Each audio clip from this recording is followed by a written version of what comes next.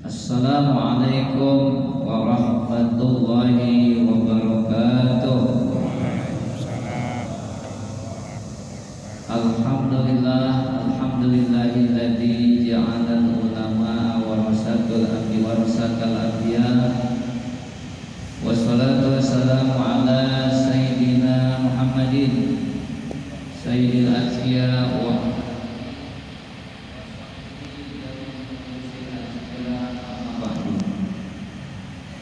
yang terhormat orang tua kita Al-Karam Bapak Haji Zulkifli Rifai beserta istri tercinta dan keluarganya, kita doakan mudah-mudahan diberikan panjang umur, sehat walafiat, dan selalu diberikan keberkahan.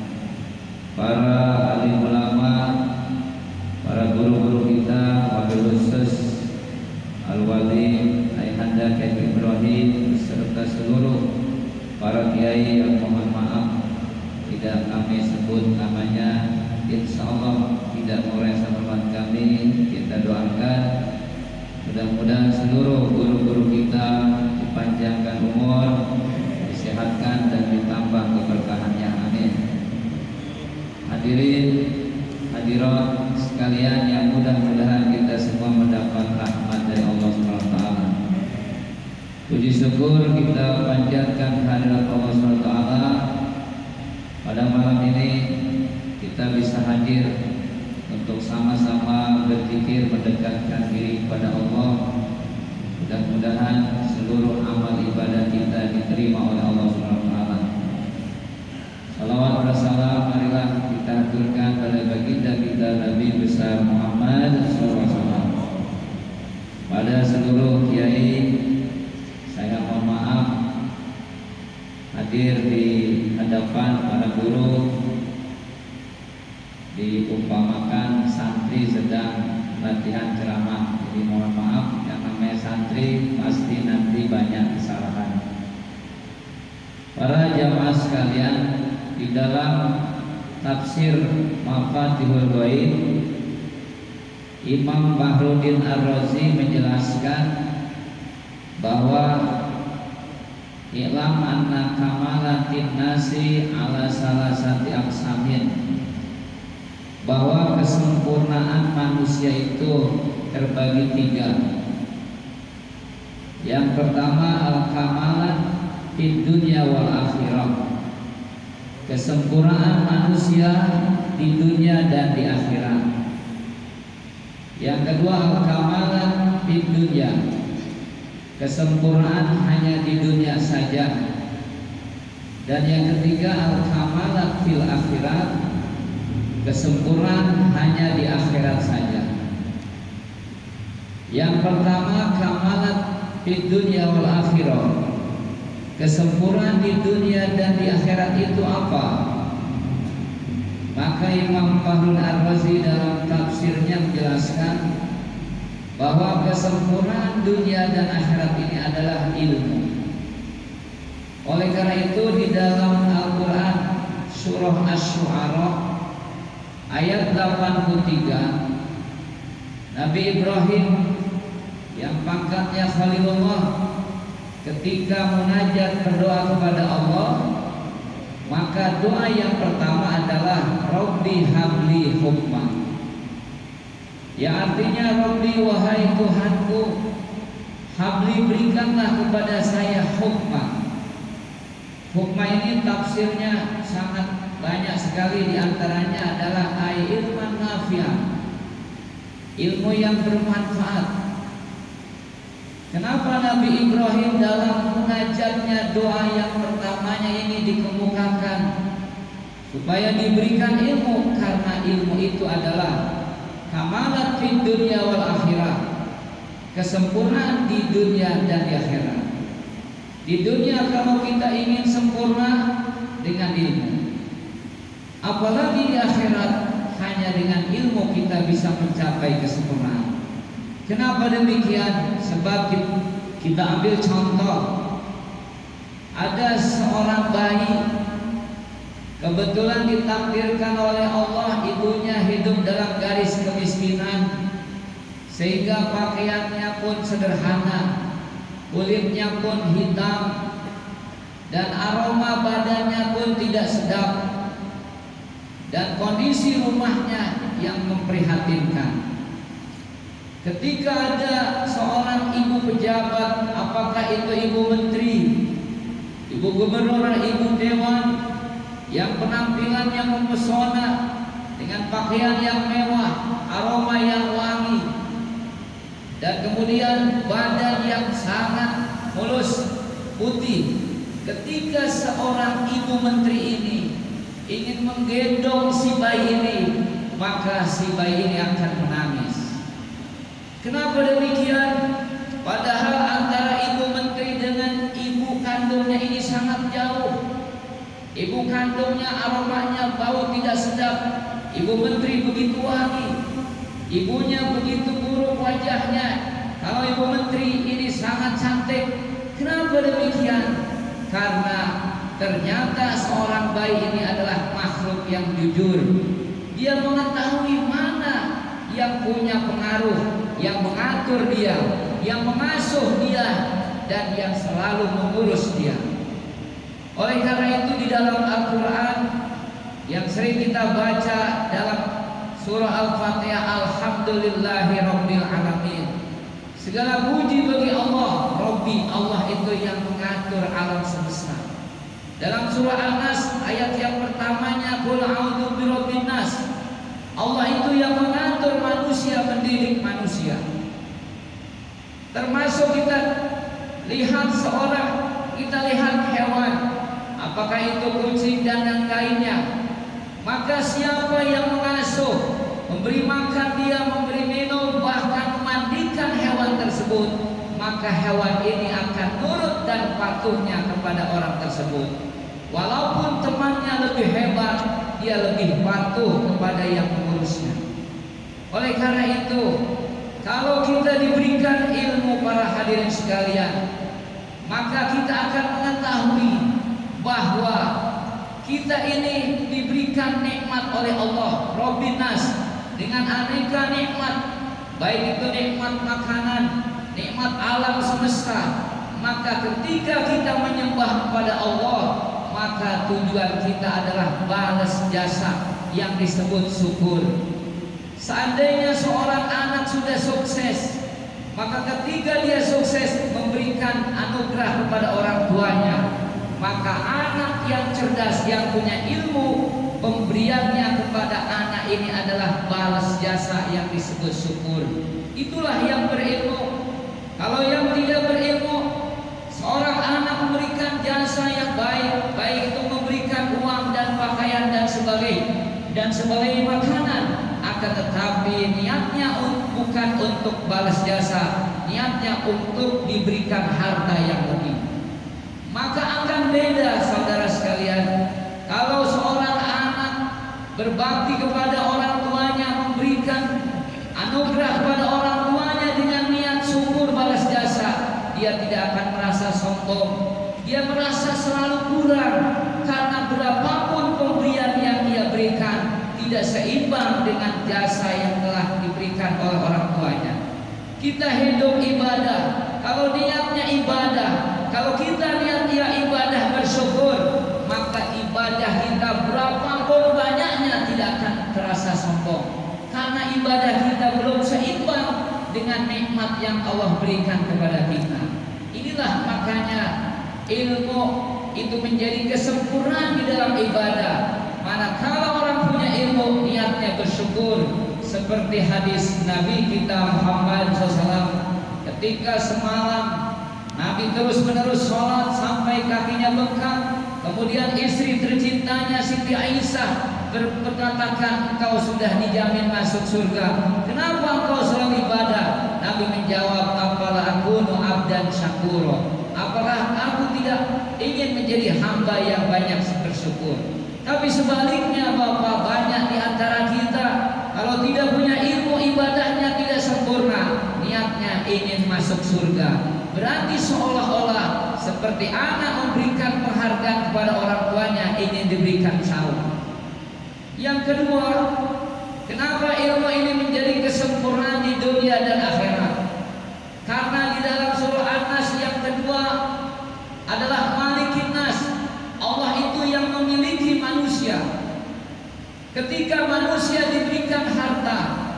diberikan jabatan, maka manusia yang punya harta itu adalah malik majazi, pemilik yang palsu.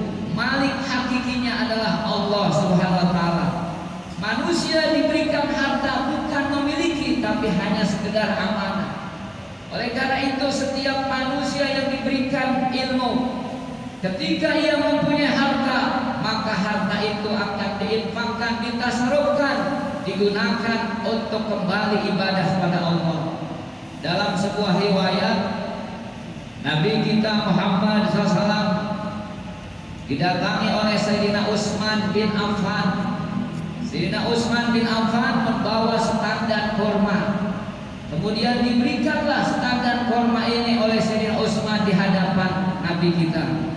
Kemudian ketika Nabi memetik satu biji kurma dari tandan itu, tiba-tiba datang seorang pengemis berdiri di tengah pintu, dan pengemis ini berkata, rahimallahu abdan yarhamuni, semoga Allah menyayangi manusia yang sayang kepada aku.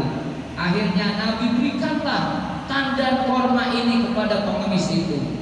Akhirnya pengemisnya pergi dan Sayyidina Utsman kecewa. Kenapa? Karena tujuan beliau memberikan tandan kurma ini ingin dimakan oleh Rasulullah SAW. Akhirnya Sayyidina Utsman mengejar pengemis itu dan dia bayar tandan kurma itu. Setelah dibayar, diberikan lagi ke hadapan Nabi.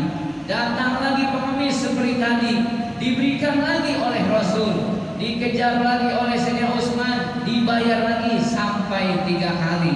Inilah Bapak-bapak, bahwa rezeki yang diberikan oleh Allah kepada Rasul itu bukan milik kita, adalah milik Allah sebenarnya.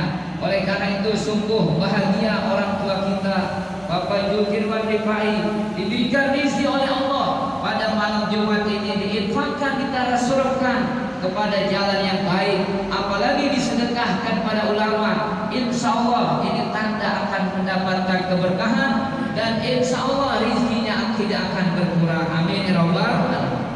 Dan yang ketiga, para hadirin sekalian, Ma'ilahil Nas, di dalam surah An-Nas, Allah itu yang menciptakan manusia. Oleh karena Allah yang menciptakan manusia dan seluruh alam semesta, antara orang yang punya ilmu dengan orang yang tidak punya ilmu, maka akan beda rasa takutnya. Ketika orang tidak punya ilmu, dia akan takut kepada neraka. Oleh karena itu di dalam Al-Quran, kata-kata takut ini ada 5 bahasa. Misalnya Ihya yang namanya Ittihabus Sadatil Muttaqin, takut ini ada 5 khauf, kemudian hadrun, khosyah, wajlun, dan isfaq. Ketika manusia takut pada neraka, itu orang yang tidak punya ilmu, maka dalam Al-Qur'annya tidak disandarkan, tidak diisnadkan langsung pada Allah. Di mana kata khauf, wa amma man khaufa maqama rabbih. Begitu juga waliman khaufa maqama rabbih. Tapi ketika manusia punya ilmu, maka disebut kelas yang ketiga, khasyah, langsung disandarkan oleh Allah. Innama yakhsyallaha min ibadihi ulama. Kalau apa perbedaannya antara khauf? Di dalam tafsir Mafatihul Ghaib dijelaskan bahwa kalau takut itu adalah lidofil khaif, karena lemahnya orang takut. Suami takut kepada istri, itu namanya khauf. Kalau seandainya dia pintar, suami itu ikan hilang. Manusia juga takut kepada neraka semasa dia bodoh. Kalau dia punya ilmu, dia tidak akan takut kepada neraka, karena neraka itu api ciptaan Allah, tidak mempunyai taksir, tidak punya pengaruh. Kita ambil contoh Nabi Ibrahim, walaupun dibakar oleh api, kalau tidak ada kehendak Allah, api itu justru tidak menghanguskan, justru sejuk. Ya naru kuni barda wa salaman ala Ibrahim. Begitu juga kalau kita baca dalam Al-Quran surah Maryam, wa in minkum illa wariduha kana ala rabbika hatman maqdiyah. Tidak ada satupun manusia nanti di akhirat kecuali semuanya mendatangi neraka. Bapak, jangankan ahli neraka, ahli surga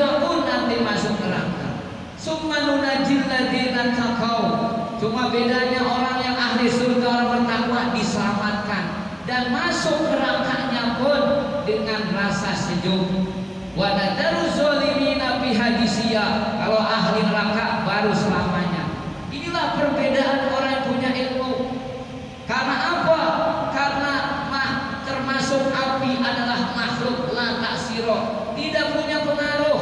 Kalau seandainya Allah ridho ketika kita masuk neraka, maka neraka itu akan sejuk. Dan tujuannya supaya ahli surga lebih bersyukur ketika ia masuk surga. Sebab ada kaidah al-asya la tattarihu goyata itido illa bi ma'rifati addadiha.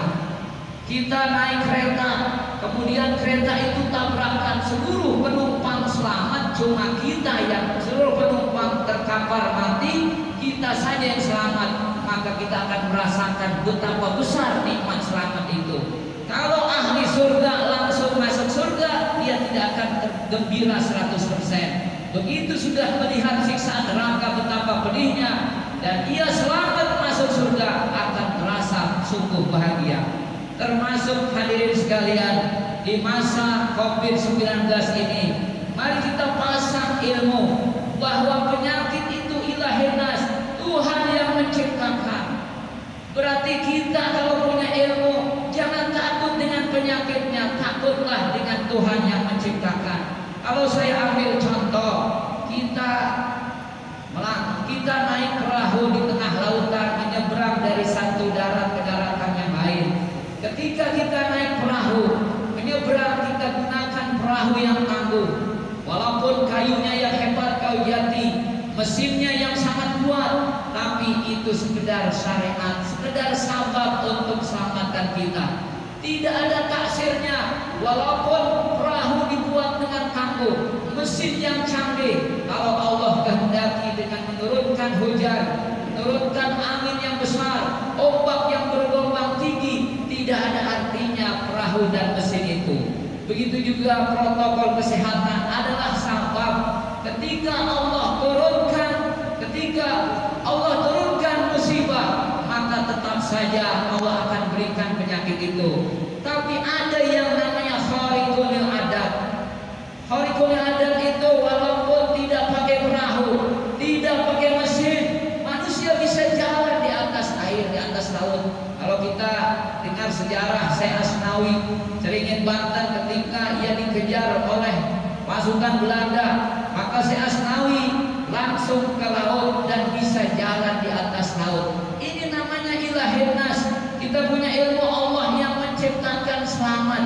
Walaupun tidak ada perahu, walaupun tidak ada mesin, kalau Allah kehendaki selamat. Itulah sikap kita dalam menghadapi musibah ini. Bahwasanya protokol kesehatan itu perlu kita laksanakan, tapi dalam tauhidnya kita tidak boleh intimad, kita boleh tidak bersandar, tidak boleh percayakan itu hanya sabab bagaikan perahu dan mesin. Mudah-mudahan kita semua diberikan oleh Allah ilmu sehingga kita mendapatkan kesempurnaan dunia dan akhirat.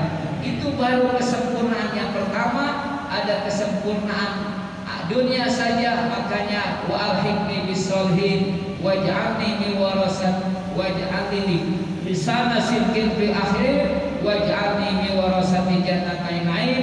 Ini kesempatan ini kita cukup sudah menjelaskan kesempurnaan dunia dan akhirat. Mudah-mudahan di kesempatan lain kita akan lanjutkan. Terima kasih, kurang lebihnya mohon maaf. Assalamualaikum warahmatullahi wabarakatuh. Waalaikumsalam warahmatullahi wabarakatuh. Allah